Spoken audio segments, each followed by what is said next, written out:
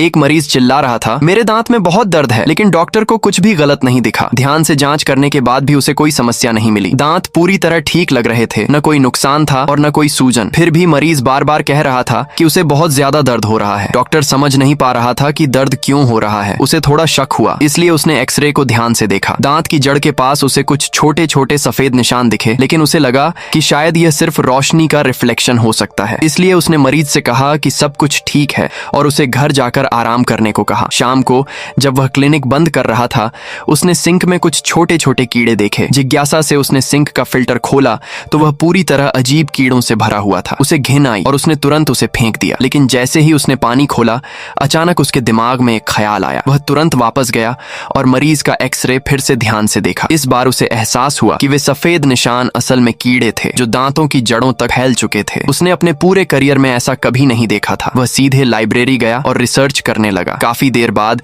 उसे एक पुरानी मेडिकल फाइल में इसका जवाब मिला। इन अजीब कीड़ों को टूथ वर्म्स कहा जाता था। ये दांतों के आसपास अंडे देते थे और धीरे धीरे पूरे शरीर में फैल जाते थे जब तक कि दिमाग तक न पहुंच जाए। यह एक पुराने साइंटिफिक एक्सपेरिमेंट का नतीजा था जिसे बहुत पहले रोक दिया गया था। तभी हॉस्पिटल से कॉल आया। वही मरीज वापस आ गया था और इस बार दर्द पहले से कहीं ज्यादा था। डॉक्टर समझ गया कि उसके शरीर के अंदर कीड़े फैल चुके हैं। डॉक्टर ने नर्स से कहा कि यह मामला बहुत गंभीर है। उसने प्रोटेक्टिव सूट पहना और सर्जरी शुरू कर दी। जैसे ही उसने दांत में इंजेक्शन लगाया, मरीज जोर जोर से छटपटाने लगा। ऐसा लग रहा था जैसे कीड़ों को खतरे का एहसास हो गया हो और वे तेजी से दिमाग की तरफ बढ़ रहे हों। अचानक मरीज की आंखें लाल हो गईं।